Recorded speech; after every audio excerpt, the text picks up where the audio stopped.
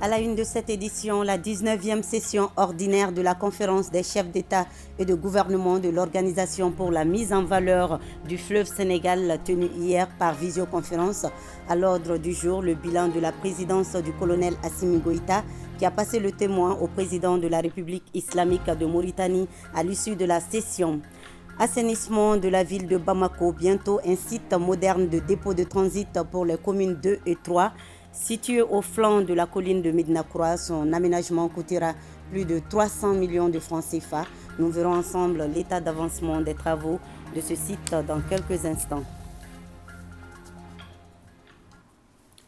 Mercredi 19 juin, Madame, Monsieur, bonjour et soyez les bienvenus dans ce 13h. La conférence des chefs d'État et de gouvernement de l'Organisation pour la mise en valeur du fleuve Sénégal a tenu hier sa 19e session ordinaire par visioconférence sous la présidence du colonel Assimi Goïta, président en exercice de l'OMVS. À l'ordre du jour, la rotation de la présidence de la dite conférence et du Conseil des ministres. Le président de la transition a dressé le bilan des grandes réalisations de l'organisation sous son leadership avant de passer le témoin au président de la République islamique de Mauritanie. Les détails avec Sira Bachili.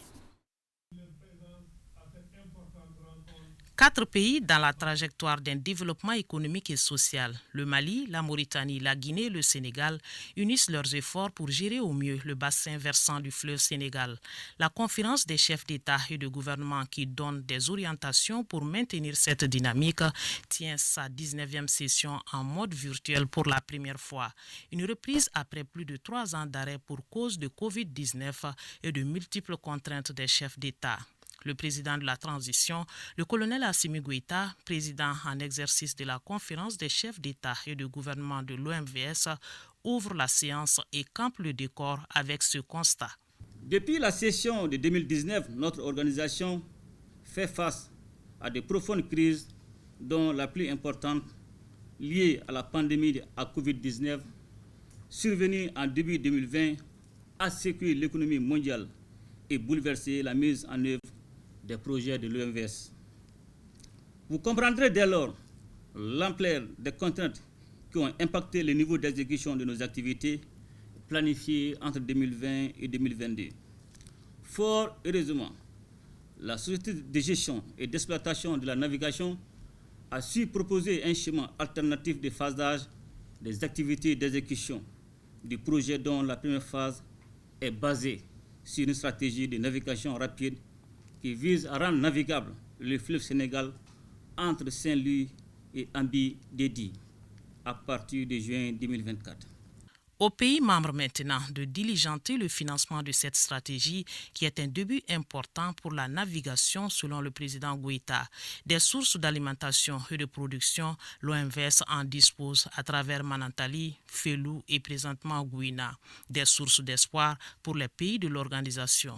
Après Manantali en 2002 et Felou en 2013, Gouina vient rehausser la puissance installée de l'OMVS à 400 MW, avec une puissance additionnelle de 140 MW d'énergie propre et bon marché.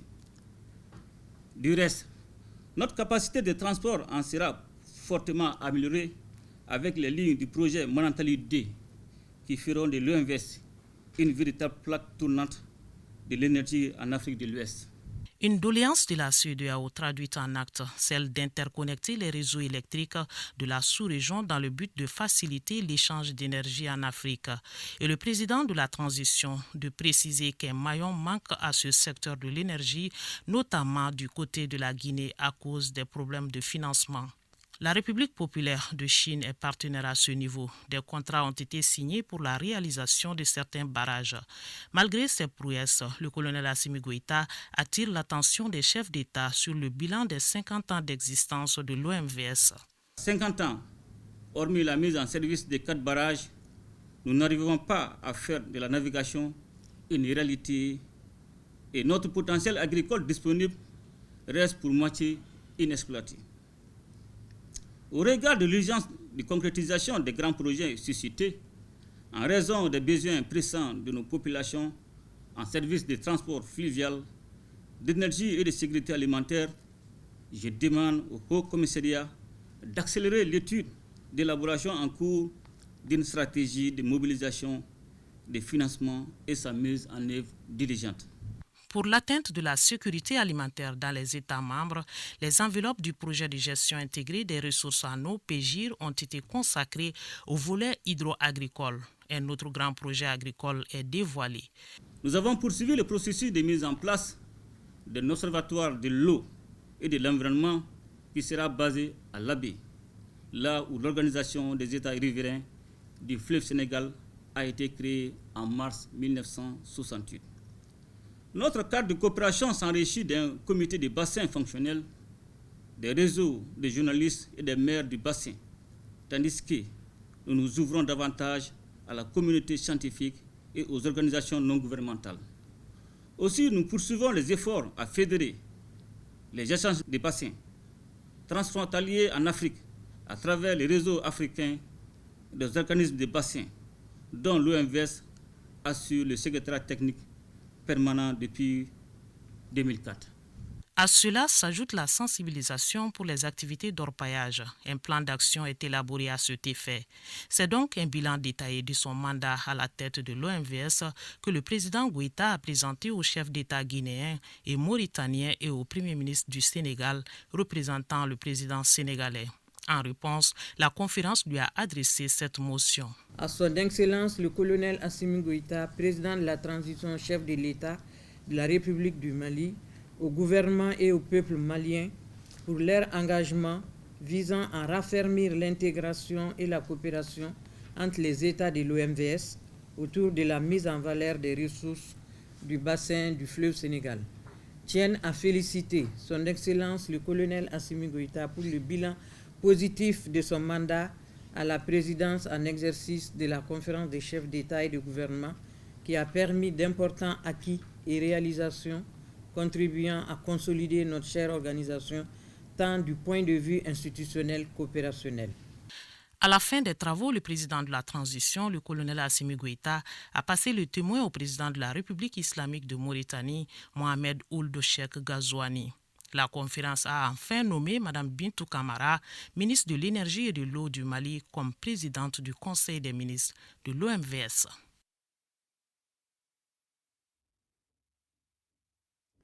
Je vous l'annonçais également en titre, les communes 2 et 3 seront dotées au plus tard le 30 août 2023 d'un site moderne de dépôt de transit situé au flanc de la colline de Médina-Croix. Son aménagement va coûter à l'État et à son bailleur, l'Agence nationale d'investissement des collectivités territoriales, plus de 300 millions de francs CFA. 2 membres du gouvernement, le gouverneur du district de Bamako, les maires des 6 communes et celui du district viennent de visiter le dit site pour s'imprégner de l'état d'avancement des travaux. Reportage Fademba Keita. 2800 m², c'est la surface totale du nouveau site moderne de dépôt de transit situé au flanc de la colline de Médina-Croix en commune 2 de Bamako. L'initiative du comité interministériel sur la question de gestion des déchets à Bamako et Kati doit pallier en partie l'épineux problème de dépôt de transit existant. L'aménagement fait suite à un plan qui a été élaboré par la DENACEPEN et la cellule technique, comme on l'a dit, qui est chargée de la mise en œuvre de ce projet, a fait beaucoup de choses. Dans les devis, il y avait l'installation d'un forage équipé avec, comme vous le voyez, un château, des lampadaires pour pouvoir éclairer la plateforme. Donc à nos jours, les travaux de déblayage sont finis pratiquement. Donc dans les chronogrammes que nous disposons, dans 1 mois, la plateforme va être bétonnée et avec la mise en place des portails. C'est un dépôt moderne qui sera mis en place. Les ordures ne doivent pas être déversées. C'est dans ce cadre-là que la nécessité accompagne aussi à hauteur de 300 millions pour l'équipement de ce dépôt de transit. Donc les caissons vont être déposés par terre et les ordures vont être déversées à l'intérieur de ces caissons. C'est les camions en pile roll aussi, à peu près 3 camions en pile roll qui seront mis à contribution pour faire la rotation. Une porte d'entrée pour le dépôt et le transit des ordures sera donc impérative, d'où la coopération des garagistes et transporteurs installés côté Médine. Me donner l'occasion effectivement de m'adresser à ces riverains qui sont là pratiquement de façon temporaire. Ils ont des autorisations d'installation de façon temporaire et tant qu'il y a un projet public ou une cause publique impérieuse, il faut nécessairement qu'ils acceptent de collaborer avec la municipalité qui les a installés en la matière du district afin qu'on puisse les trouver des lieux de recasement.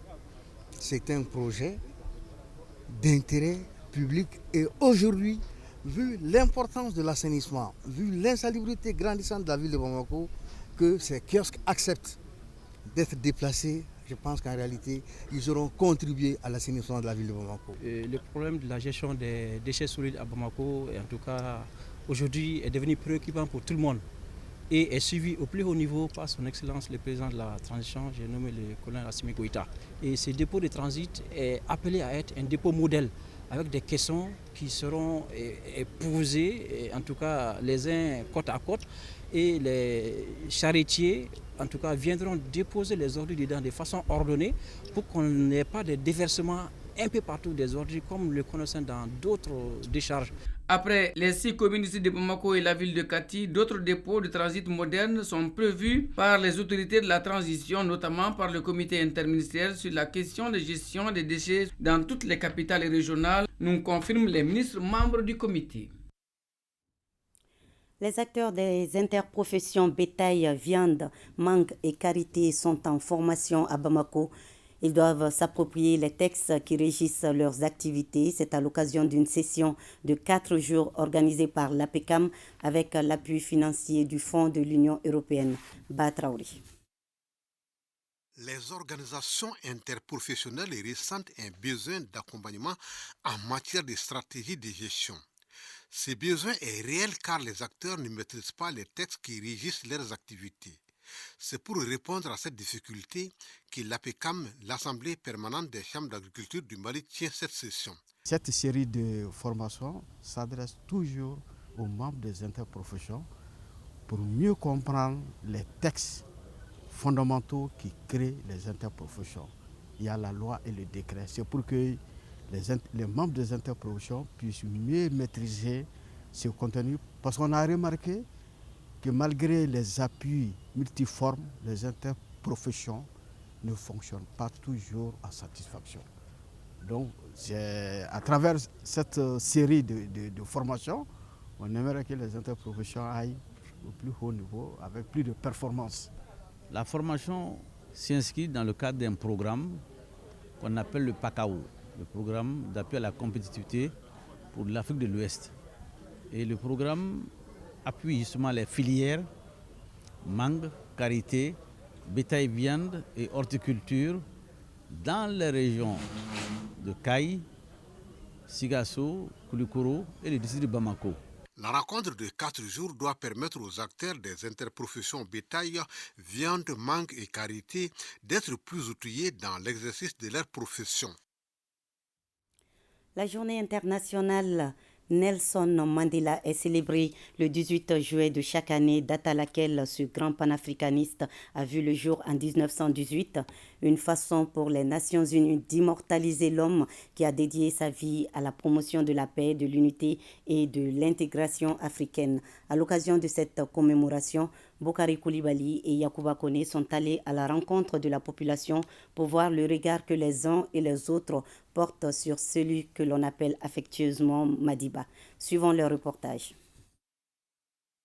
Proclamée en 2009 par l'UNESCO, la journée internationale Nelson Mandela est célébrée chaque 18 juillet dans le monde. Elle rend hommage à ce grand panafricaniste qui a consacré sa vie à la lutte contre l'apartheid, le racisme et à l'émancipation de l'Afrique.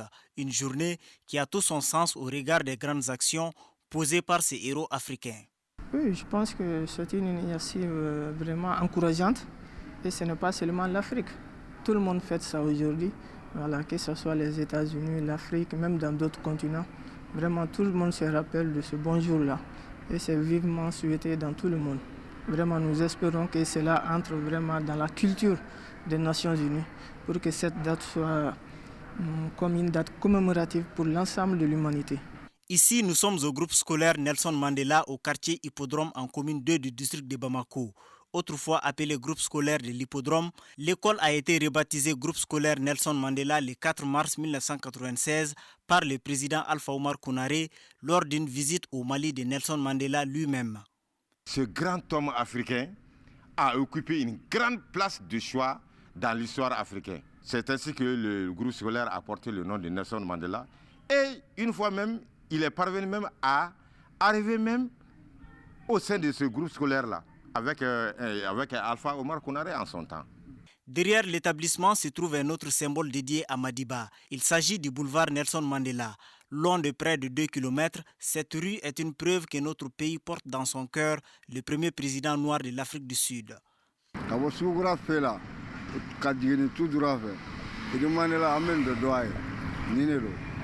L'initiative de mettre une rue et une école au nom de celui que l'on appelle faiseur de paix reste une grande fierté pour les habitants du quartier. Je pense que ça a été une très bonne initiative parce que Nelson Mandela méritait ça. Il méritait vraiment cela. Il méritait même plus que ça. Parce que tous ceux qui font du bien et pour l'Afrique et pour les Noirs, franchement, pour l'humanité même, il faudra faire en sorte que cette personne soit immortelle. Nelson Mandela, c'est aussi cette figure emblématique qui a significativement contribué à la promotion de la paix et des droits humains. Pour beaucoup, il doit servir de repère à la jeune génération afin de bâtir une Afrique émergente. Nelson Mandela, ce n'est pas n'importe qui dans le continent africain. C'est une des figures emblématiques qui a dédié toute sa vie pour le combat de l'émancipation, pour le combat de la libération de l'Afrique, pour le combat de la libération de l'homme noir. Nous pouvons ainsi dire, sans risque de nous tromper, que Nelson Mandela a été tout au long de sa vie l'incarnation de sa célèbre citation qui dit « Il est très facile de casser et de détruire. Les vrais héros, ce sont ceux qui font la paix et qui bâtissent. » Depuis la rectification de la transition, des grands chantiers sont en train d'être réalisés, des actions auxquelles la majorité des Maliens est favorable. Mais qu'en pensent les Maliens de la diaspora? Pour le savoir, l'ORTM, en partenariat avec le programme Tungaraki, a décidé de tendre le micro à nos compatriotes vivant à l'étranger, plus précisément en Espagne. Envoyés spéciaux en Espagne donc, Boubacar Bablentouri et Ibrahima Koulibaly. Leur thème est le programme Tunkaranke à la rencontre des Maliens de la diaspora. L'initiative consiste à donner la parole à nos compatriotes établis à l'extérieur en vue de recueillir leurs avis sur les grands chantiers intéressant la vie de la nation. Aujourd'hui, tout le monde constate les efforts que le président de la transition est en train de faire en termes d'eau, en termes de centre de santé, etc., etc. En remplaçant des efforts fournis dans ce domaine-là, la diaspora peut utiliser donc leur argent, leurs cotisations, donc pour redynamiser l'économie à la base. Nous avons décidé, l'ORTM en tant que média public, d'aller en partenariat avec le programme Tunkaranke pour la simple raison que nous pensons aujourd'hui qu'il est important pour nous d'aller vers cette frange de la population malienne qui nous suit, qui suit également l'évolution de tout ce qui se passe dans ce pays-là. Vu tous ces efforts consentis, nous avons décidé de venir tendre le micro aux Maliens de la diaspora, plus précisément en Espagne, pour également recueillir leur avis sur ces différents chantiers réalisés par les autorités de la transition. On a vu la nécessité de changer la constitution. La chose la plus frappante, c'est surtout la langue. On veut que notre langue soit une langue vraiment officielle. Nous, Maliens de la diaspora, on est très très fiers de ce qui est en train de devenir notre pays. Il y a les armements qui viennent et l'équipement, la lutte contre les terroristes. On tire chapeau à Assimi Goïta et à son gouvernement. Bala Koné et Nyanakoro Sissoko font partie des 65 000 compatriotes vivant en Espagne. Comme tout Malien, ils suivent avec intérêt les actions de la transition. Si l'un est favorable pour la relance des activités industrielles, l'autre natif de la région de Caille se réjouit de la reprise du train voyageur. En tant que ressortissant de la première région, le jour où j'ai appris que le train siffle à nouveau après tant d'années d'arrêt, grâce aux autorités de la transition, j'étais très content. J'ai compris que les routes aussi font partie des priorités. J'invite vraiment tous les Maliens à soutenir la transition pour la prospérité du Mali. Le jour où j'ai su que la Comatex et l'UMPP sont en marche, je n'ai pas dormi tellement j'étais heureux. Vraiment, le Mali est en train d'avancer avec la transition et nous devons accompagner nos autorités pour bâtir une nation plus forte. Après l'Espagne, la prochaine destination, Paris, pour recueillir d'autres avis de nos compatriotes vivant en France. Ici au Mali, Ségou savoure sa victoire avec la Biennale Ségou savoure sa victoire à la Biennale artistique et culturelle Mopti 2023. Trophée premier national en main, la troupe régionale de Ségou, avec à sa tête le gouverneur de région, vient de regagner domicile et c'est un accueil chaleureux qui lui a été réservé par les populations. La présentation du trophée aux Ségoviens au stade municipal de Ségou fut un vrai moment de bonheur. Reportage Honoré Tchenou Bakari Traoré.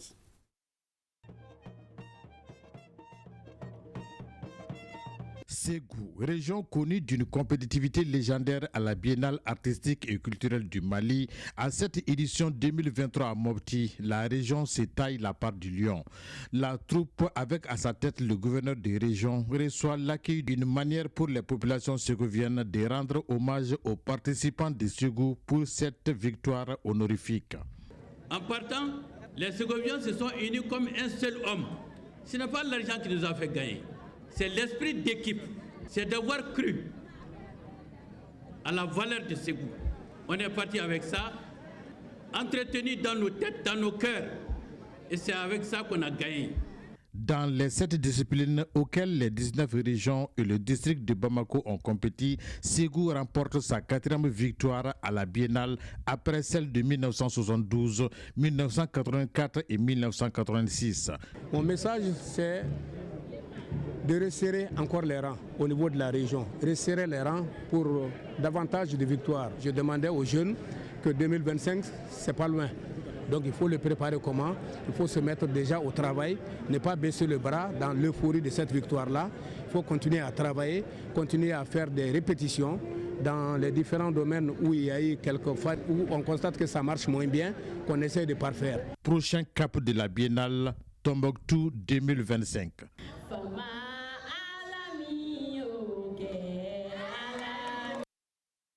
Et cette soirée dînatoire que nous allons suivre à présent marque un nouveau départ pour le Rotaract Club du Mali. C'était pour la mise en place d'un nouveau bureau de 14 membres qui se disent déterminés à mener à bien des activités caritatives en faveur des couches défavorisées. Le bilan du bureau sortant a été jugé satisfaisant par l'ensemble des participants. Notre reporter Boubacar Kanouté a assisté à cette soirée gala. Reportage. Cette soirée dînatoire du Rotaract Club annonce la mise en place d'une nouvelle équipe pour un mandat d'1 an. Cette équipe trouve le terrain déjà balisé car le bureau sortant était au four et au moulin pour alléger les souffrances des couches défavorisées, déclare Abdoulaye Coulibaly. Les défis sont énormes et complexes en cette période où tout est prioritaire. Je lui dirais d'être patient, d'être rigoureux et toujours suivre son instinct et se battre pour accomplir son engagement qu'il s'est fixé durant ce début de mandat. Et les plans d'action qu'il nous a présentés pour cette mandature, vraiment les défis sont immenses. Mais je sais qu'il peut les relever. C'est quelqu'un, je le connais bien. Si ça donne à ça, il pourra le faire bien. Je vais m'efforcer de créer un environnement inclusif où chacun se sentira valorisé et encouragé à donner le meilleur de lui-même. Nous continuerons à soutenir les initiatives locales qui répondent aux besoins de nos communautés en mettant l'accent sur l'éducation, la santé mentale, l'environnement et bien d'autres domaines importants. Les échanges d'idées ont été entre autres les temps forts de cette soirée dînatoire. Voilà, c'est la fin de cette édition. Merci à vous de l'avoir suivi à 20h. Vous serez en compagnie de Fousséni Tungara. Moi, je vous dis à demain 13h. Inch'Allah, bel après-midi à vous tous.